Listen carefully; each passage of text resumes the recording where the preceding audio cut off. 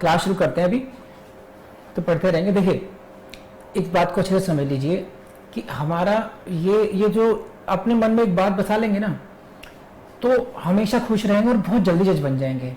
मुझे ये डाउट नहीं है कि आप लोग जज नहीं बनोगे, मेरा स्ट्रगल सिर्फ इतना है कि पहली बार कब बनोगे, फर्स्ट अटेम्प्ट में कैसे बनोगे, that is the main point. और उसके तरीका मैं तुम्हें डेली समझाता हूँ। यहाँ पर मैं कभी यही सोचता कि भाई ये स्टूडेंट हमारा केवल एक बहुत मंथली स्कीम में है, पेइंग नथिंग, और इस तरीके से एक हमारे फाउंडेशन कोर्स के लिए अलग से अप्रोच। नो, कुछ ट्रिक्स यहाँ पे नहीं बताऊंगा, वहाँ बताऊंगा। मेरे लिए सभी स्टूडेंट समान है, भले ही वो किसी भी कोर्स में हो। लेकिन मुझे सबसे अच्छी खुशी कब मिलेगी, किसी के 80,000, 90,000, 1.25 लाख, 1.5 लाख देने से नहीं मिलेगी। अगर 1,000 वाला स्टूडेंट भी अगर जज बनता है तो मेरे लिए बहुत ज़्यादा खुशी होगी इस बात की। और तरीका मैं समझा रहा हूँ, बार बार वही समझा रहा हूँ। पहली बात, अपने दिमाग में ये बात बना लीजिए अच्छी तरीके से।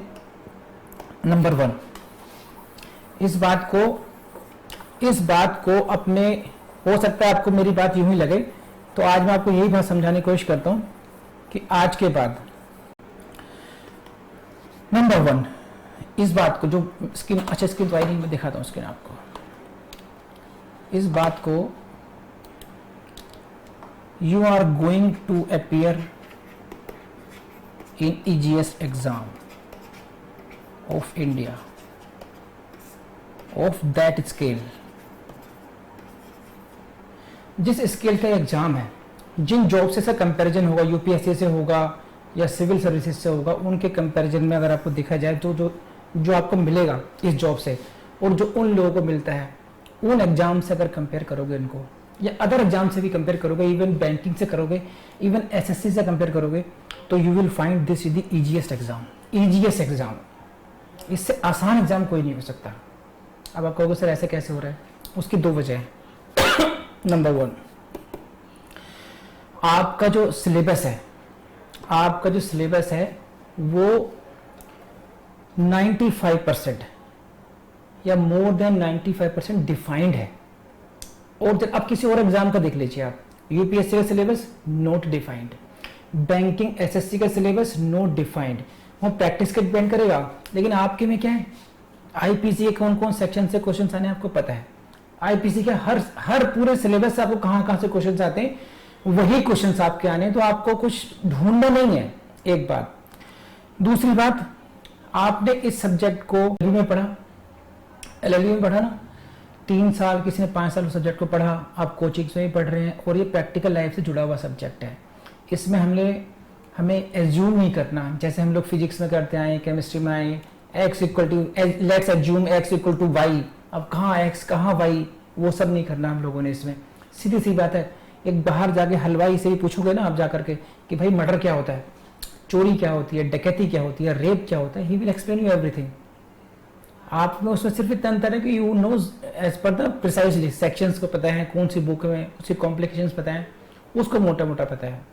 तो इतना आसान सब्जेक्ट है। दूसरी बात क्या है, आपके जो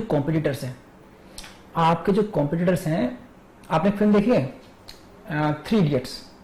3 इडियट देखोगे, उसमें एक कैरेक्टर था Chatur used to do one trick. वो एग्जाम से पहले खुद तो पढ़ेगा, और वो जो उसके कॉम्पिटिटर्स हैं उनके रूम में एक दूसरे प्रकार की मैगजीन्स को वो, ताकि उनका डिस्ट्रैक्शन हो। अब दूसरे जो स्टूडेंट है एक अन्य प्रकार का आनंद ले रहे हैं और वो अपनी पढ़ाई कर रहे हैं, यानी कि डिस्ट्रैक्शन करके भी इंसान आगे बढ़ता है और पीछे को दूसरों को पीछे लाता है, क्योंकि कंपटीशन है। आपके जो कॉम्पिटिटर्स हैं वो ऑलरेडी डिस्ट्रैक्टेड है व्हाई? एलएलबी डिग्री करने के बाद में एक फीलिंग आती है कि आई एम स्मार्ट, मैं सब जानता हूं। एक तो ये फीलिंग करके उनकी प्लानिंग कभी नहीं हो पाती, एक बात। दूसरा, अंडर कंपल्शन भी हो जाता है। एक उम्र में पेरेंट्स देखने लगते हैं कि भाई वो कुछ करे, तो अंडर कंपल्शन में स्विचिंग होने लगती है, कभी एडवोकेसी, कभी जॉब या प्रैक्टिस, फिर एग्जाम आया तो स्विच करके वापस। इस तरीके की स्विचिंग में वो कंपटीशन से लगभग बाहर रहते हैं इस तरीके से। तो कुछ कंपल्शन में, कुछ डिस्ट्रैक्शन में, कुछ अनप्लान्ड वे में करने से काफी लोगों को इस कंपटीशन से बाहर ही रहते हैं। मतलब ही नहीं होता 5 साल की 3 साल की एलएलबी में ही तैयारी पूरी हो जानी चाहिए थी। तरीका ही बढ़िया ये है कि एलएलबी के से अब नेक्स्ट ईयर में सिलेक्शन होना चाहिए। होता क्या है कि उसके बाद में तो 1-2 साल हम सेल्फ स्टडी करेंगे, फिर चुपका चुपका करके पढ़ेंगे, यहाँ से वहां से फेसबुक से व्हाट्सएप से मेटेरियल इकट्ठा करते फिरेंगे, क्योंकि हमें पैसे बचाने हैं। जबकि 10 लाख रुपए वहां पर नुकसान हो जाएगा। अगर 1 साल भी डिले हुआ हमारा सिलेक्शन तो 10 लाख का नुकसान होता है, वो नहीं सोचेंगे।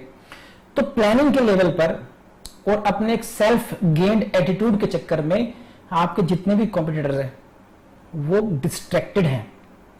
आपको चतुर बन करके किसी को डिस्ट्रैक्ट करने की जरूरत नहीं है। आपको तो सिर्फ इतना करना है कि 1 साल जम करके बस डिसिप्लिन तरीके से पढ़ाई करनी है, और फिर गारंटेड तौर से कह सकता हूं कि जो मैं पढ़ा रहा हूं, जिस पैटर्न पे मैं पढ़ा रहा हूं, उसको फॉलो करने के बाद में आपका कुछ बचता नहीं है। आपको कुछ करना नहीं है, आपको कोई रिसर्च नहीं करनी है, आपको ये नहीं करना है कि क्वेश्चन कहां से आएगा, क्या पढ़ना है क्या नहीं पढ़ना है। सिर्फ मैं इतना काम छोड़ता हूं कि आपको याद करने वाले का, और भगवान का सब मैं वो कर नहीं सकता बियॉन्ड, वरना मैं याद करके आपको ना कहीं जीबी भी लगा के कुछ ना कुछ ऐसा होता है ट्रांसफर भी करवा देता। वो पॉसिबल नहीं है। केवल एक काम छोड़ा है कि आपको याद करना है, उसमें भी जितना हो सकता है रिवीजन के थ्रू मैं आप लोगों से डेली रिवीजन वो भी करवाने की कोशिश करता हूँ कि कम से कम कुछ जागेंगे, कुछ कर रहे हैं, उनको मोटिवेशन मिलेगा, कुछ आपको देख करके नए जागेंगे। लेकिन 15 मिनट के रिवीजन में अभी तक जितना पढ़ाया 1.5 महीने में, मुझे लगता है आपको अक्षरश सब कुछ याद है, सब कुछ याद होगा। जिस तरीके से आपको 2 का पढ़ा याद है, उस तरीके से अभी तक जितना कॉन्स्टिट्यूशन पढ़ाया मैंने आपको सब याद है। वो तो आपके सामने है सारी बातें, यहीं से क्वेश्चन आएंगे, इन्हीं पॉइंट से क्वेश्चन आएंगे। आपने अच्छी तरीके से याद कर लिया तो क्यों नहीं होगा सिलेक्शन। उसके बाद में केवल रह जाती है कि प्रैक्टिस, मेंस की प्रैक्टिस। तो ये इसे कहते हैं कि आम भाषा में बोलते हैं पित्ता मार के, मतलब मन मार करके। यहाँ और कोरोना ने आपको इतना अच्छा टाइम दे दिया, घर से बाहर निकलना नहीं है, एक ये भी एक रीजन मिल गया। तो बेस्ट टाइम यूटिलाइज कीजिए, 1 साल का टाइम दीजिए बेस्ट मैक्सिमम अपने आप को। तो ये जो एग्जाम आने वाला है, तो बिहार भी पोस्टपोन हो गया, बिहार भी निकलना चाहिए, एमपी भी निकलना चाहिए, जिन जो अपेयर होने वाले हैं। मुझे समझ में नहीं आएगा अगर आपका नहीं निकलता है तो, क्योंकि ये एग्जाम बहुत इजी एग्जाम है। मतलब इनसे पता नहीं क्यों इतना एग्जाम इजी लेते हैं लोग, ये सच से बाहर की बात है। कोई लेवल ही नहीं है उनका, बहुत ज्यादा टफ तो है ही नहीं। क्वेश्चन सीधे सीधे क्वेश्चन पूछते हैं, सिर्फ और सिर्फ आपने स्मार्ट प्ले करना है, ठीक है। विद दीज वर्ड्स आप कंक्लूजन क्या है, नेवर डाउट योर सेल्फ। अपने मन में 1% डाउट मत लाने दीजिए कि हमारा होगा या नहीं होगा, क्योंकि जैसे डाउट आया आप सेकेंड की तरफ भागेंगे, एक उसका बैकअप ढूंढने की कोशिश करेंगे। बैकअप ढूंढेंगे तो बैकअप ही सामने आ जाएगा। जैसे फॉर एग्जांपल 1 केस में अपना बताता हूं, जब मैंने डिसाइड किया कि मुझे अब रिजाइन करना है अपनी पोस्ट से और मुझे अपना इंस्टीट्यूट खोलना है, तो फर्स्ट आपको पता है मैंने क्या कहा, बोले first I resign from my post. सब लोगों ने कहा कि आप गलत कर रहे हो, आप इंफ्रास्ट्रक्चर बनाओगे, आप उसका एडवर्टाइजमेंट करोगे, पॉपुलर करोगे, सब में 1 साल लग जाएगा। 1 साल अपना सरकारी नौकरी चलाते रहिए इस तरीके से, और हो सकता है कोचिंग नहीं चलेगी तो वापसी का रास्ता आपका खुला रहेगा, कम से कम आप पहले एक्सपीरियंस कर लो। मैंने कहा नहीं, मुझे अगर जाना है तो उस टाइम में जाना है बस। अगर मैंने बैकडोर का रास्ता खोला तो मैं ना 100% अपने जॉब को दे पाऊंगा, ना ही 100% अपने आप को, अपने स्टूडेंट को दे पाऊंगा, कहीं कमिटमेंट पूरा नहीं हो पाएगा। आई डिड दैट वो। इसीलिए एक कहानी हो रही छोटी सी, याद आ गई से, शायद आपका भविष्य बदले उससे। नेपोलियन का नाम सुना होगा आप लोगों ने, है ना, नेपोलियन। वो ने दुनिया जीती, लेकिन एक आइलैंड ऐसा था वो नहीं जीत पा रहा था। आइलैंड,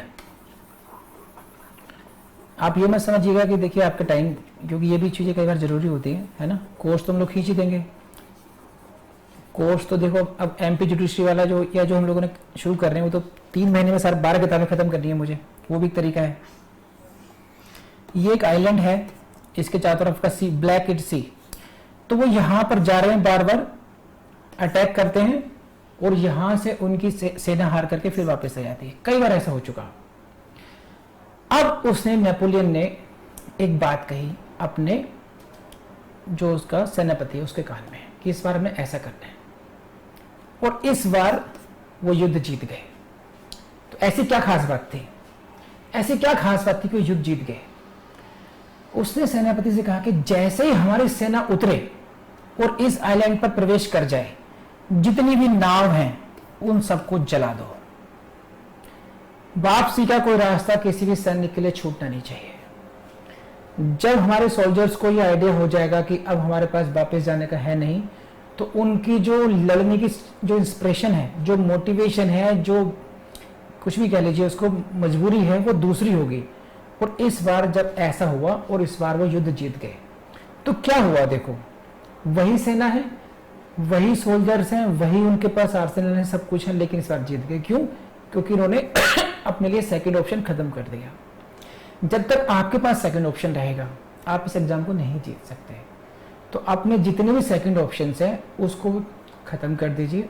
मैं भी चाहता हूं कि एक बार ऐसा हो कि पूरा का पूरा बैच विधि का निकले जाए। बिहार में मैक्सिमम स्टूडेंट्स फिल्म्स में विधि के इस तरीके धमाका हो, बस वो वही मेरा अचीवमेंट होगा एक्चुअली। ठीक है, पैसे तो मेरे पास भगवान की दुआ से ठीक ठाक है, और पैसे मैं आपसे ज्यादा वकालत में कमा सकता हूँ, कमाता भी हूँ। और वहां तो हाथ जोड़ के देते हैं, दया कर दो सर, कम कर लो इस तरीके से, और यहाँ डेमो दो, ये तो वो उसकी बात अलग है। लेकिन मेरा सिर्फ इतना कि बात मैं आपको पैसे के लिए नहीं बढ़ा रहा हूँ, मैं आपको सिर्फ अपने, मेरा पर्सनल सेटिस्फेक्शन क्या है कि I did something good, I contributed something good in your life, है ना। लेकिन उसका अचीवमेंट जो मिलेगा मुझे मिलेगा आपके सिलेक्शन से। लेकिन उसमें जब तक आप एफर्ट्स नहीं करेंगे मेरा ड्रीम भी थोड़ा पीछे रह जाएगा, है ना। तो मैं अपने लेवल बेस्ट कर रहा हूँ, आप लोग भी थोड़ा अच्छा कीजिए। तो अपने आप से इस कहानी कहीं मत भूलना जो मैंने आपको बताई नेपोलियन की, अपने लिए मेरे दिमाग में भी थी, इसलिए मैंने पहले रिजाइन किया। बाद में जाकर के शुरू हुआ कि नहीं, करना है तो करना है। And today I am doing good, I am very satisfied. आज मेरे पास वहां से फोन आते हैं, जैसे प्रोसिक्यूशन सभी फोन आते हैं आज के लिए सोच करके कि उनको लगता है कि वे लॉकडाउन में सर परेशान होंगे। तो मैंने अपने मीन्स निकाल लिए, we are doing it much better than earlier, है ना। सो अपने रास्ते बंद कीजिए, एक ही रास्ता है आपके पास और वो है जज बनने का। और जज बनने का maximum first attempt, second attempt नहीं होना चाहिए। विद दीज वर्ड्स आप लोग आगे बढ़िए और हम लोग अपने लेक्चर को आगे बढ़ाते हैं। तो हम लोग ये कर रहे हैं, this is equality before law. I hope कितने लोग करेंगे इस बात को, फॉलो करेंगे। सेकंड ऑप्शन जरा बताइए ना, सेकंड ऑप्शन क्लोज करेंगे अपने या नहीं? सेकंड ऑप्शंस कितने लोगों के पास क्लोज करेंगे? और खासकर गर्ल्स से कह रहा हूं मैं, ये दिमाग में निकाल दीजिए। कुछ मजबूरियां हैं, कुछ बेड़ियां हैं, कुछ घर की जिम्मेदारी, कुछ नहीं है। मेरी जो फर्स्ट फ्रेंड थी Kumari Sangeeta, she was mother of 2 kids, और फर्स्ट अटेम्प्ट में यूपी जुडिशरी में, अब तो एडीजे हो गई प्रमोट होकर के, फर्स्ट अटेम्प्ट में 2 बच्चों की माँ। और पहला क्वेश्चन उनको देख के मुझे लगा था कि कैसे करेगी, कितनी सीधी है। उनसे हमने कहा था, कोचिंग में आई थी वो, हमने उनसे कहा था कि मैडम कल ना बेरेट लेकर आना। कह रही सर किस राइटर का? मतलब she was confuse between the बेरेट and the text book. तो कैन यू इमेजिन कि कितने भोली होंगी वो, उनका लेवल जहां से शुरुआत की उन्होंने कहां पर होगा। और फर्स्ट अटेम्प्ट में जज बनी, सिर्फ और सिर्फ मेहनत, और उन्होंने मेरी ट्रिक्स को फॉलो किया और बहुत कम पढ़ के जज बनी। आप लोगों को तो मैं बहुत ज्यादा ही पढ़ा रहा हूं, मैं 10 टाइम्स मोर पढ़ा रहा हूं एक्चुअली। मैं एक तरफा एक बस अर्जुन की तरह से उसी करिए और फिर देखना आप लोग क्या जादू होता है। We are doing, this is what article 14 equality before law. पहले क्वेश्चन आपको यहीं से मिलेगा, तो बहुत बच्चों वाली बात है, लेकिन बच्चों वाली बात से कई बार क्वेश्चन आते हैं, ध्यान रखना। ये है इसका डायरेक्ट लैंग्वेज, हम लोग पढ़ चुके हैं, इसको समझ भी चुके हैं, लेकिन एक बार यहीं से शुरुआत करनी पड़ती है। This is what the state shall not deny to any person equality before the law और the equal protection of laws. यहाँ पे 2 फ्रेजेस हैं, ये हम लोग डिस्कस कर चुके हैं। इस आर्टिकल 14 में कितने फ्रेज यूज किए गए? 2 फ्रेज यूज किए गए। क्या कहता है आर्टिकल 14 कि state shall not deny to any person equality before law. State जो है, राज्य किसी भी व्यक्ति को विधि के समान समता के अधिकार से वंचित नहीं करेगा, या इक्वल प्रोटेक्शन ऑफ लॉ से उसको डिनाई नहीं करेगा, यानी कि विधियों के सामने संरक्षण से, समान संरक्षण से उसको डिनाई नहीं करेगा। इसमें हम लोगों ने यहां सब पढ़ा था कल आप लोगों ने कि जो फर्स्ट टर्म है, जो फर्स्ट एक्सप्रेशन है, वो क्या है? वो है आपकी इक्वलिटी बिफोर द लॉ जो फल। और इसके बारे में हम लोगों ने पढ़ा था कि ये क्या है? नेगेटिव कॉन्सेप्ट बोलते हैं इसको। 2 बार मैं समझा चुका हूं आपको मैं। ये कहां से आई है? इंग्लिश ओरिजिन है, ये इंग्लिश से लिया गया, वहां से लिया गया, पूरी नेगेटिव कॉन्सेप्ट है। नेगेटिव कॉन्सेप्ट क्यों कहते हैं हम लोग? क्योंकि इसके मीनिंग में क्या है, इसका मतलब क्या होता है? इसका मतलब होता है ये that absence of any special privilege, कि हम किसी व्यक्ति को स्पेशल प्रिविलेज ना दें, हम किसी व्यक्ति को विशेष अधिकार नहीं देना। इसका मतलब क्या होगा कि अगर हम किसी व्यक्ति को विशेष अधिकार नहीं दे रहे हैं, इट मीन्स हम सभी व्यक्तियों को समान अधिकार दे रहे हैं। किसी व्यक्ति को विशेष अधिकार नहीं दिए जाएंगे तो हम सभी लोग समान होंगे। वो तो इस क्योंकि नहीं से है, एब्सेंस से निकलती है बात कि हमने एक अधिकार तो दिया लेकिन वो नेगेटिव तरीके से दिया है, वो नकारात्मक वाक्य के रूप में गया कि किसी व्यक्ति को विशेष अधिकार नहीं मिलेंगे, इसलिए हम इसको बोलते हैं नेगेटिव कॉन्सेप्ट। जो लोग आज आए वो केवल सुन ले भाई, वीडियो देख सकते हैं पुराने। अच्छा, ये आया second equal protection of laws. Equal protection of laws इसके ये कहां से लिया गया है? अमेरिकन कॉन्स्टिट्यूशन से ली गई है। और इसका मतलब क्या है? ये पॉजिटिव कॉन्सेप्ट भी है और इसका मीनिंग क्या है? Equality of treatment in equal circumstances, है ना। Equal circumstances, equality of treatment मतलब कि जो लोग इक्वल सर्कमस्टेंसेस में हैं, जो लोग समान हालात में हैं, जैसे जो लोग अंडमान निकोबार में रहने वाले लोग हैं, वो लोग उनके वो एक जैसे उसमें रह रहे हैं, वो चारों तरफ पानी है, टापू पे रह रहे हैं, तो उनके साथ एक समान बर्ताव किया जाए, इक्वलिटी ऑफ ट्रीटमेंट है। जो लोग पहाड़ पर रहने वाले हैं उनके साथ एक साथ वैसे किया जाए, तो अकॉर्डिंगली जो गर्ल्स हैं फिर गर्ल्स के साथ इक्वल ट्रीटमेंट किया जाए, तो equality of treatment in equal circumstances, ये बात हम लोगों ने कल पढ़ी थी। और उसके बाद में हम लोग अब अगले आज जो मैं डिस्कस करने वाला हूं ये बहुत इंपॉर्टेंट कॉन्सेप्ट है, और ये है आपका दिस इज, ये जो लाइन है आपकी एक है इस पर ये टेस्ट ऑफ दिस इज, ये जो लाइन है ये आपकी है शॉर्ट नोट। देखिए मैं बहुत तेजी से नहीं बोल पा रहा हूं आज, है ना।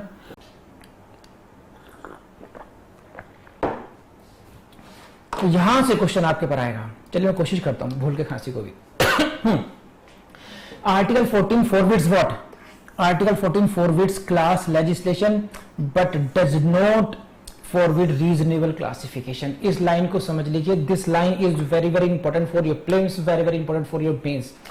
मेंस में 1000 बार अगर आर्टिकल 14 की मेंस की तैयारी करनी पड़ेगी तो आप केवल इतना भी कर जाएंगे इस स्टेटमेंट को कि शॉर्ट नोट कैसे लिखना है, इससे आपका काम चल जाएगा आपका। Article 14 forbids what? Class legislation but does not forbid reasonable classification. अब इसका अर्थ समझना है आप लोगों ने बहुत अच्छी तरीके से। क्या कह रहे हैं? एक चीज को फॉरबिड करता है यानी कि निषेध करता है, और एक चीज को निषेध नहीं करता है यानी कि रीजनेबल क्लासिफिकेशन। रीजनेबल क्लासिफिकेशन को ये परमिट करता है। It means what? देखिए मैं आपके लिए थोड़ा सा कलर करता हूं इसको मैं। दिस इज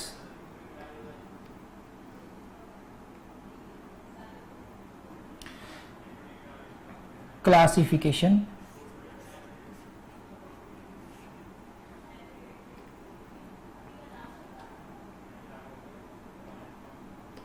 कैसा? Reasonable. So article 14 does not forbid reasonable classification means ये युक्ति युक्त वर्गीकरण को परमिट करता है ना। युक्ति युक्त वर्गीकरण को तो परमिट करता है, और इसको बोलते हैं हिंदी में क्लास लेजिस्लेशन, वर्ग विधायन को ये निषिद्ध करता है। अब इसका मीनिंग क्या है, इसका बेसिस क्या है, ये आपने समझना है, और हमने फिर इसको सपोर्ट करना होगा एग्जांपल्स के द्वारा, कुछ केस लॉस के द्वारा। ठीक है, अब समझिए इसको है क्या। देखिए आप लोगों को मैंने कराया था कुछ इस तरीके से, ये डॉक्टर जेनी की लाइन। डॉक्टर जेनी ने क्या कहा था, इससे आपको समझ में आएगी बात कि जब हम इक्वलिटी की बात करते हैं इक्वलिटी की बात करते हैं तो इट मीन्स व्हाट? आपको समझ में आ रहा है ना। Among equals the law should be equal. Among equals the law should be equal and should be equally administered and the like should be treated अलग। की बात किसने कही थी? जेनिंग ने कही थी। अब यहीं से बात समझ में आ जाएगी, इसी के आपको समझना पड़ेगा कि अगर हम ये कहते हैं कि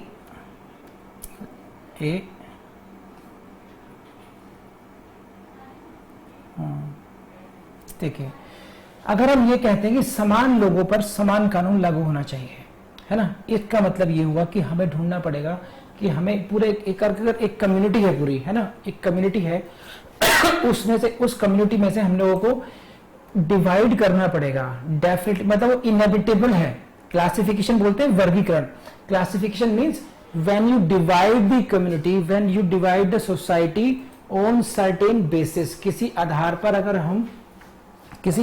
अगर हम समाज को बांटते हैं। देखिए समझिए पहले इसी बात को कि कम्युनिटी क्लासिफिकेशन क्या होता है। क्लासिफिकेशन का मतलब क्या है, कह रहे हैं ना, क्लासिफिकेशन को समझा रहा हूं पहले मैं आप लोगों, क्योंकि फिर हिज्जे बनाने पड़ेंगे, समझाना थोड़ा मुश्किल पड़ता है सब्जेक्ट को। उम्मीद है कि आप समझेंगे। क्लासिफिकेशन का मतलब हुआ वर्गीकरण, means dividing the community into certain groups, group में बांटना। फॉर एग्जांपल, अगर आपकी जो क्लास है ये, इसमें जितने लोग भी डिवाइड करें, अगर हम इनको इन्हीं को हम लोग अगर मान लीजिए डिवाइड करें, ऐसे मान लो विधि स्टूडेंट्स को, विधि के जो टोटल स्टूडेंट्स है तो वो एक कम्युनिटी हो गई, क्या नाम दिया जाएगा उनको, विधि स्टूडेंट्स। समझ में आता है? कोई इतना इजीएस्ट वे है समझने का ये। तो विधि स्टूडेंट्स को अगर हम कहें कि मैं सोनाली मैडम को बोलूं कि मैडम आप मुझे एक लिस्ट बनाइए अलग से, नंबर 1 कैटेगरी होगी, उन स्टूडेंट्स की एक कैटेगरी बनाइए who have enrolled themselves in the here offline classroom course, जो फाउंडेशन कोर्स है उन्होंने एनरोलमेंट कराया है। सेकंड कैटेगरी आप उनकी बनाइए जो लोग हमारे ऑनलाइन कोर्सेज में हैं, ऑनलाइन कोर्स में उन्होंने एनरोल कराया है। थर्ड कैटेगरी आप उनकी बनाइए जो हमारे लाइव इंटरेक्टिव क्लास के फाउंडेशन कोर्स में जो एडमिशन ले रहे हैं। एंड फोर्थ कैटेगरी आप उनकी बनाइए जो लोग हमारे मंथली जो इंटरेक्टिव क्लास है जिस पे एडमिशन लिया है। फिफ्थ कैटेगरी आप मेंस के टेस्ट सीरीज की बनाइए। सिक्स कैटेगरी आप ऑब्जेक्टिव टेस्ट सीरीज की बनाइए। इस तरीके से क्लास अलग अलग कोर्सेज के हिसाब से हमने उनको एक ग्रुप बना दिया अलग से। तो वो जो हमने उनको डिवाइड किया, विधि स्टूडेंट्स को डिवाइड किया, उसको हम क्या बोलेंगे, क्लासिफिकेशन। तो पहले मुझे बताइए क्लासिफिकेशन का मतलब समझ में आया या नहीं आया? प्लीज राइट डाउन पहले यहीं से, क्योंकि इस लाइन में एक वर्ड है क्लासिफिकेशन, फिर है रीजनेबल और फिर है क्लास लेजिस्लेशन। इन तीनों को समझना बहुत जरूरी है और फिर हम इसको एक साथ समझेंगे। तो मैंने भी आपको समझाया क्लासिफिकेशन का भी। क्लासिफिकेशन ठीक है, ये हो गया क्लासिफिकेशन। तो ये कह रहे हैं अब क्लासिफिकेशन क्यों जरूरी हो गया। देखिए आर्टिकल 14 तो क्या कह रहा था, आर्टिकल 14 मान लीजिए मैं right now Vijendra Verma is symbolising article 14। तो article 14 is saying that equality before law, मेरे सामने सभी लोग समान होंगे। I am giving you right. Now you will say that if you are saying equality before law, तो फिर डिवाइड क्यों कर रहे हैं सर? आपने 6 कैटेगरी बना दी, जो आपके स्टूडेंट्स हैं आपने उन सबको डिवाइड कर डाला। Why did you classify then? If you are saying equality before law, every student is equal to you, then why are you classifying them? It can be question from your side. Now my answer will be what? See, if I treat a foundation course student who is paying here 1,30,000 rupees and एक monthly scheme में student 1,000 rupees या 1,500 महीने की scheme में, उन दोनों को अगर मैं एक प्रिविलेजेस में अगर मैं उनको एक साथ क्रिएट करूंगा तो it will be injustice to what, to the foundation course student. हाँ है ना, होगा नहीं होगा? तो इट मींस व्हाट कि अगर सभी को इक्वली ट्रीटमेंट करा जाएगा तो दैट विल बिकम इनइक्वालिटी। अगर जो इंसान केवल टेस्ट सीरीज में एडमिशन लिया है उसको हम लोग अलाउ करें कि ये फाउंडेशन कोर्स की में भी आ जाइए, आप ये क्लास भी लेना शुरू कीजिए, कोई बात नहीं, आप तो विधि के स्टूडेंट बन गए, आप सब कुछ करो, तो फिर भी इनजस्टिस होगा, वो है कि नहीं है? तो keeping sometimes treating everyone alike, what I am saying, treating everyone alike may be inequality, सभी को। लेकिन कैसे होगा? जो 1,000 स्कीम में है दे आर, अब आप समझेंगे इस बात में, ये जो था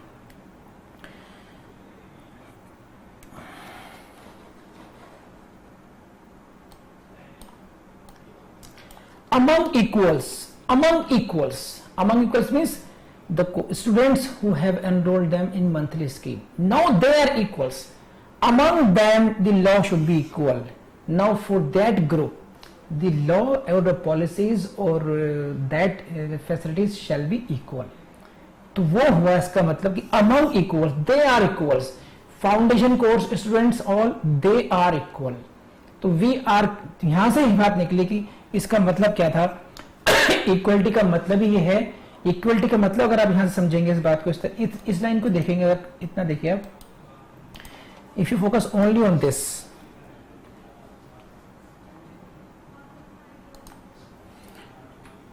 इससे आपको आइडिया लग जाएगा।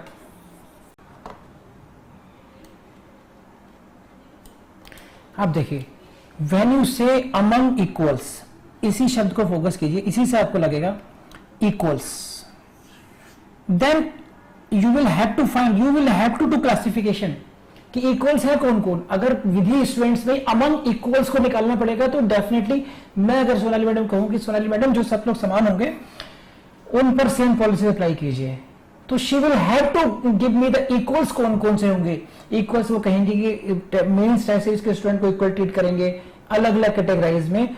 तो ये जो क्लासिफिकेशन है, इन इक्वालिटी का जो कॉन्सेप्ट है उसमें ही क्लासिफिकेशन इम्प्लिसिट है, अंतर्निहित है। अगर मैं कह रहा हूं सबके साथ समान व्यवहार होगा, इसका मतलब ये होगा कि हमें उस ग्रुप को इक्वली सर्कमस्टेंस लोगों में डिवाइड करना ही पड़ेगा। We will have to classify them. तो this is the classification and why it is necessary, because we want to grow with the constitution want to give you right to equality as a fundamental right. तो please raise hand, let me know अगर आपने ये बात समझ में आई हो तो, क्योंकि क्लासिफिकेशन अपने आप में ही इंपेरेटिव है कि because of this line among equals the law should be equal. Please let me no. और किसी को समझ में नहीं आया हो, और जो खास करके जो न्यू स्टूडेंट्स हैं आज की डेट में उनको नहीं आया, तो I request them please let me no, बता दें अभी, तो मैं अभी इसको समझा दूंगा कि मैंने अभी सिर्फ ये समझाया क्लासिफिकेशन का मतलब क्या है। कि classification means division of the community into groups, एक बड़े ग्रुप को छोटे छोटे ग्रुप में डिवाइड करना। और वो क्यों जरूरी है, because the right it is the need of this. If you want to give the right to equality you will have to classify this. तो this is the requirement. Right down please first.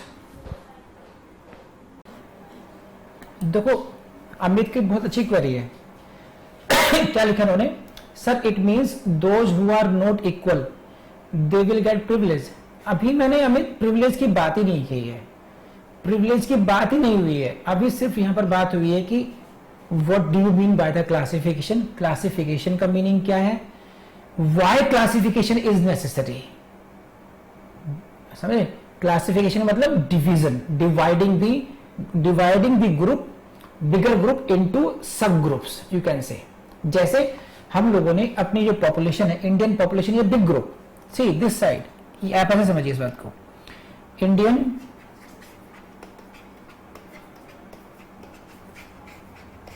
Population. Now for the purpose of employment in public services we have divided into categories, general, OBC and SC oblique ST. तो this is what, क्या, dividing this bigger group of Indian population into category, general category, OBC category, SC category. Again OBC is subdivided into creamy layer and non-creamy layer. So this is again classification. Why? No problem. इसका भी सोचते हैं group कुछ ना कुछ बनाते हैं, कुछ इसका तरीका भी, क्योंकि मेरे मोबाइल में भी मैं ना ग्रुप में देख नहीं पाता हूँ उसमें। अब मैं पब्लिक चैट देखता हूँ उसमें तो आपके व्हाट्सएप मैसेज रह जाते हैं, करते हैं संध्याम कुछ। तो अब ये क्लासिफिकेशन समझिए, आप देख पा रहे हैं ना इसमें सामने, इंडियन पॉपुलेशन को हमने किन में डिवाइड कर दिया, जनरल कैटेगरी में, ओबीसी में, एससी एसटी में। तो ये जो डिवीजन हुआ ये क्या कहलाएगा, इसे हम कहते हैं क्लासिफिकेशन। अमित समझ में आई बात। अभी क्लासिफिकेशन कैसे हुआ, विद इन ओबीसी को हमने क्या करा, क्रीमी लेयर और नॉन क्रीमी में डिवाइड कर दिया। फिर तो ऐसा नहीं कि भाई आधे इधर जाओ इधर उधर जाएंगे उधर, वैसा नहीं है, ये एक थ्योरेटिकल डिवीजन है, ठीक है। क्लासिफिकेशन ही आ गया है। अब हम लोगों ने देखा क्लासिफिकेशन क्यों जरूरी है, यहां से बहुत अच्छा एग्जांपल आ गया, मैंने सही बुद्धि दी इस समय आपको समझाने के लिए। तो वाई क्लासिफिकेशन इज जरूरी, वो कह रहे हैं कि these are the people, SC ST and general category, OBC category, these are not equally circumstance. इनके जो हालात हैं, इनका जो बैकग्राउंड है, सोशल एजुकेशनल बैकग्राउंड है, जो हिस्टोरिकल बैकग्राउंड है, that is not same, they have some differences and all the SC STs have some common. All the SCs have some common background. Therefore, that group should be, the persons of that category should be clubbed in the category of this SC SC. समझ आप?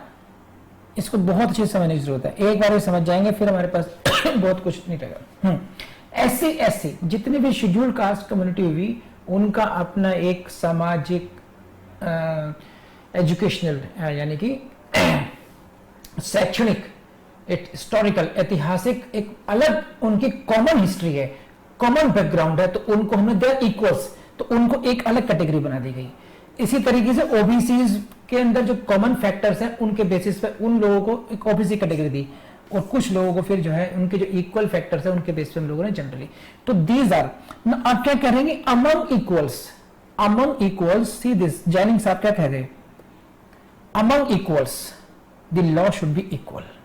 It means if these are equals, among equals यानी कि OBC, no all OBCs are equals. तो among equals, among OBCs the law should be equal. समझ रहे आप? तो अब now I am coming to you. coming to you Amit now. Now the constitution has given some privilege, conferred some privilege over OBC and SC ST in the name of reservation. आरक्षण के नाम पर, आरक्षण के रूप में, in fact आरक्षण के रूप में OBC पर और SC ST को एक विशेष अधिकार दिया गया कि रिजर्वेशन, उनकी पोस्ट को रिजर्व कर दिया गया. समझे? तो अब ये क्या हुआ, अब इसका मतलब ये हुआ कि आपने इस पॉपुलेशन को 3 उसमें डिवाइड किया, तो उसे हम कहेंगे क्लासिफिकेशन. और फिर कुछ उसमें से इनको तो एक्सक्लूड किया रिजर्वेशन से, और इनको अपने ओबीसी को, एसटी को रिजर्वेशन दिया. तो they are being given some privileges and others are not given that privileges on the basis of this classification. तो इसे कहते हैं, अब इस बैकग्राउंड में अब ये लाइन पढ़िए जिसकी हम लोग बात कर रहे हैं. Article 14 does not forbid classification. कैसा? Reasonable classification. कि अनुच्छेद जो 14 है वो युक्त वर्गीकरण को निषेध नहीं करता है, बल्कि वो जरूरी है, परमिट करता है. क्लास शर्त यह है कि जो क्लासिफिकेशन है, जो वर्गीकरण है, वो युक्त होना चाहिए. अब जैसे युक्त की कैसे बात आ गई, ये मैं अभी बहुत आम भाषा में समझा रहा हूं आपको, फिर मैं आपको उसको लीगली कैसे इन्होंने शब्दों में कहेंगे, how will you will have to express that in your legal language, उस पर बात करेंगे हम लोग. रीजनेबल कि जो वर्गीकरण है, जो क्लासिफिकेशन है, उसका एक आधार होना चाहिए, उसको हम कहते हैं युक्त आधार. रीजनेबल जो क्लासिफिकेशन है कैसा होना चाहिए, युक्त होना चाहिए. आपको बोधगम्य होना चाहिए, इंटेलिजिबल होना चाहिए, आपको वो समझ में आना चाहिए कि आधार होना क्या है, क्यों कर रहे हैं उसको. जैसे फॉर एग्जांपल, अगर मैं ये कहूं कि विधि स्टूडेंट को, सोनाली बेटा में काम कीजिए, अल्फाबेटिकल चलिए, ए कैटेगरी जिनके नाम ए से शुरू होते हैं उनकी एक कैटेगरी बनाइए, बी की अलग, इससे 26 कैटेगरी में सब डिवाइड कर दीजिए ऑल द स्टूडेंट्स को, और कहिए ए कैटेगरी के जो टाइमिंग्स हैं वो इस तरह होंगे, इनको अलग अलग टाइमिंग दे दीजिए. तो अब मुझे बताइए, ये भी क्लासिफिकेशन हुआ कि हमने अल्फाबेटिकली एक लॉजिक ढूंढ लिया, अल्फाबेटिकली डिवाइड करेंगे अपने स्टूडेंट्स को. But is it reasonable? क्या ये ऐसा हो सकता है? क्योंकि वो they are not equal within. अगर सपोज कीजिए अगर 25 स्टूडेंट्स हैं ए नाम से ही, तो उनमें they may have subscribe to different courses. How can we put them into one basket? तो हमने क्लासिफिकेशन तो किया, लेकिन वो कैसा नहीं था, वो रीजनेबल नहीं था. आप समझ रहे मेरी बात को? तो रीजनेबल क्लासिफिकेशन का मतलब, जिसको नहीं समझ में आया हो मुझे बताइए, समझ में आया है तो मुझे बताइए रीजनेबल क्लासिफिकेशन, वरना फिर मैं कुछ और उदाहरण समझाता हूं, या प्लीज राइट योर. जैसे यही हुआ कि हमने जो डिवीजन किया जनरल कैटेगरी में, ओबीसी में, एससी एसटी में, तो उस ये जो डिवीजन कहलाया क्लासिफिकेशन. अब एक आधार है, इनके पीछे एक लॉजिक है, उसे हम कहते हैं रीजनेबल. अगर हम किसी को भी ऐसे कह देंगे नहीं, ये काम करते हैं, सभी घुंघराले वालों को हम लोग जनरल बोलते हैं, है ना, सभी जो क्लीन शेव रखते हैं उनको ओबीसी बनाते हैं, तो इस तरीके के आधार पर जाएंगे, कलर्स पर, क्रीड पर, तो वो रीजनेबल क्लासिफिकेशन नहीं होगा. तो क्लासिफिकेशन और रीजनेबल क्लासिफिकेशन, इसका आई होप कि जब भी आप यूज करेंगे इन शब्दों को तो आप इसको ऐसे यूज करेंगे, दोनों वर्ड्स को यूज करेंगे इसमें, है ना, क्योंकि हमें पास होना है। Reasonable classification, class there should be classification and it should be. तो article 14 permits what, article permits classification की बात नहीं कर रहे, आर्टिकल 14 परमिट्स रीजनेबल क्लासिफिकेशन। हम लोग क्लास सिलेक्शन की बात करते हैं अभी, तो आपको क्लासिफिकेशन समझ में आया, आपको रीजनेबल क्लासिफिकेशन समझ में आ गया ना। अब हम बात करते हैं क्लास लेजिस्लेशन की बात करते हैं, इसका मतलब क्या है। आई होप कि आपको समझ में नहीं आएगा, फिर भी चलिए, मतलब समझ में जाएगा, मेरे पढ़ाने के तरीके से समझ में नहीं आएगा। क्लास लेजिस्लेशन ये थोड़ा सा ना कंफ्यूजिंग वर्ड है, आपको थोड़ा कंफ्यूज करेगा। क्या है देखिए,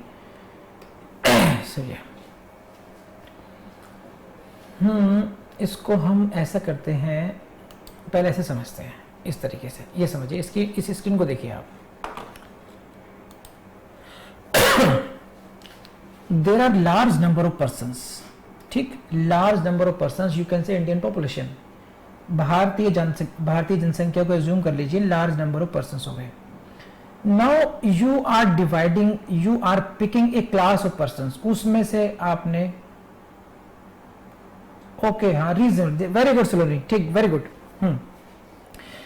लार्ज नंबर ऑफ पर्सन्स में से you picked some a class of persons, मतलब उसमें से आपने एक वर्ग को चुन लिया, एक कुछ लोगों को चुना, एक वर्ग को, एक खास विशेष को वर्ग करा, और उसका मतलब, और वो कैसे चुना, this is very important. See what is important, the see the word use here, arbitrarily selected. Arbitrarily selected का मतलब होता है मनमाने तरीके से, मनमाने तरीके से आपने कुछ लोगों को चुन लिया और एक अलग ग्रुप बनाया, सब ग्रुप बना लिया, out of large number of persons, and you conferred particular privileges upon them, ठीक है। नाउ आई से, एक काम करेंगे हम लोग कल से, है ना, कल से जो पब्लिक चैट यूज नहीं कर रहे हैं स्टूडेंट्स, है ना, उनके लिए मैं कल से 7:30 के बाद से 2 घंटे की क्लास अलग से लिया करूंगा, ऐसी इंटरेक्टिव क्लासेस, एंड वो उन्हीं के लिए होंगे स्पेशली। और उनको मैं बहुत जो इंटरेस्टिंग टॉपिक्स हैं, डाइंग डिक्लेरेशन हो गया, कल्पेबल होमिसाइड, मर्डर हुआ, अपील, बेल, इतने जो हॉट टॉपिक्स हैं वो सारे अलग से कराऊंगा, एंड आई एम सॉरी बाकी लोगों को नहीं कराया जाएगा वो सब, और इनके एकदम फ्री ऑफ कॉस्ट होगा सब कुछ, कोई फीस भी नहीं ली जाएगी इन लोगों को। कैसा लगा, कुछ लगा? तो मैंने क्या किया, मैंने उनको आई कन्फर्ड सम पर्टिकुलर, मैंने सुनो, अब समझते रहो, फिर अभी ये मुझे पता था चीजें आएंगी, अभी जो मैं कह रहा हूं उसको समझो। तो अगर मैंने क्या किया, इस वाली चैट से, इसी वाले ग्रुप से I picked certain persons, class of persons, out of large number of persons I picked some, and that is arbitrarily, जो मन में आया, ठीक है ना। इसका नाम बहुत बढ़िया है, कम इनका नाम मुझे पसंद आ रहा है, and out of that because I like their name, उनके नाम में कोई ग्रेस है। वेरोनिका, सोचो नाम में अपना एक बात है ना। तो Veronica is a good name, तो हम क्या करते हैं, वेरोनिका को अलग से क्लास देंगे, ठीक है। अलका, व्हाट ए नेम, चलिए इस तरह से, ये क्या है, मयंक, बहुत कॉमन नेम हो गया, इसको क्लास नहीं मिलेगी अलग से, कोई स्पेशल क्लास नहीं, इसके घंटे काट लो बल्कि, और है ना। तो what I am doing, I am acting being arbitrarily, मैं मनमाने तरीके से बिहेव कर रहा हूं। कैन यू, आपको मीनिंग समझ में आ रहा है? आर्बिट्रेरली का मतलब क्या होता है? आर्बिट्रेरली का मतलब होता है मनमानापन, मतलब जैसा मन करा वैसा कर दिया। तो व्हाट आई, आप मैंने जो एग्जांपल दिया कि इनको कुछ के नाम मुझे पसंद आ रहे हैं इसलिए ये ठीक है, कुछ मुझे I don't like their name, they are not punctual, ऐसे करके उनको हटा दिया करके। तो if I am selecting few of you in such a way, you can say I am selecting a class of persons arbitrarily selected. Please say this. अब ये ऐसे समझ लीजिए, जो मैंने आपको एग्जांपल दिया है, there are large number of persons meaning with you students in this group, ये हो गया large number of persons means with he students, ठीक, ऐसे मान लीजिए at present of this group। तो right now about more than 52 students are taking participating, इनकी बात कर रहा हूँ. I picked up some students out of them, it means that is the class of persons. And how this, there is no logic behind that. I just arbitrarily selected them. I just arbitrarily selected them on the basis of my whims and caprices. कि जो मुझे अच्छा लगा मैंने किया, है ना, arbitrarily selected. And then I conferred a particular privilege, free of fees classes for only very important topics. तो ये आया मतलब class of persons. समझ में नहीं? तो ये जो मैंने किया, जिस रूल से किया, the rule, that very rule, that very law, that very notification, whatever you say, that is called class legislation, which makes improper discrimination. The rule, the order, that may be law, anything which discriminates on improper grounds, that is called class legislation. तो please let me know, because अगर ये आपने समझ में आ गई तो ये अपने बड़ी बात है. क्लास लेजिस्लेशन का मतलब क्या होता है कि when we discriminate arbitrarily on some improperly selected class of group, आपने कुछ भी कर डाला और कुछ भी किसी को, ठीक है इनको देंगे आगे से, तो उसको हम बोलते हैं क्लास लेजिस्लेशन. कोई भी ऐसा कानून, कोई भी ऐसा नियम जो इम्प्रॉपरली डिस्क्रिमिनेट करता हो, उसको हम बोलते हैं क्लास लेजिस्लेशन. ठीक, please let me know if you got this concept. नहीं तो फिर मैं दूसरे के समझाता हूं आपको, उससे भी शायद हम लोगों को समझ में आएगा कि इसका मतलब क्या है ना. तो ये हुआ क्लास लेजिस्लेशन. इसके लिए हम लोग करते हैं, तो इसको एक अगली स्लाइड में देखिए क्या कह रहा हूं मैं. ये देखिए, no reasonable classification means, class legislation मतलब no reasonable distinction or substantial difference, persons so favored, persons not so favored.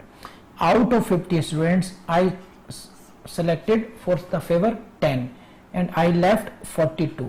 Just imaginary situation, imaginary numbers. So in this case, I favored 10 students, I did not favor 42 students, and there is no reasonable difference between them. There is no difference. All are students, है ना, all are taking serious students, सब लोग class ले रहे हैं. तो किस base पर आपने इनको डिफरेंशिएट कर डाला, है ना, कोई डिफरेंशिएशन का आधार नहीं था. तो अगर कोई कानून, अगर कोई नियम इस तरीके से करता है तो हम उसको बोलते हैं क्लास लेजिस्लेशन. अब देखिए 7:20 होने वाले हैं. आपको जिस मन में जिनकी उत्कंठाएं हो रही हो, प्रश्न घूम रहे हो, वो लिखना शुरू कर दें, ठीक है, सो दैट कि मैं उनका आंसर कर पाऊं उसको. मैं पर्सन नोट फेवर्ड, सो इसको आप ऐसे देख सकते हैं, means no justification, no justification of including one and exclusion of the others from such privilege. एक व्यक्ति को प्रिविलेज दे रहे हैं, दूसरे व्यक्ति को प्रिविलेज नहीं दे रहे. जैसे प्रिविलेज में जैसे रिजर्वेशन देने वाली बात हो गई. कोई लॉजिक तो हो, कोई लॉजिक नहीं है. अगर लॉजिक में कोई जस्टिफिकेशन नहीं होगा, अगर ये ऐसा कर रहा है, तो उसको हम बोलते हैं क्लास लेजिस्लेशन. तो अब आपने ये सब पढ़ा है ना, धन्यवाद आपका. ठीक है जी, बाय.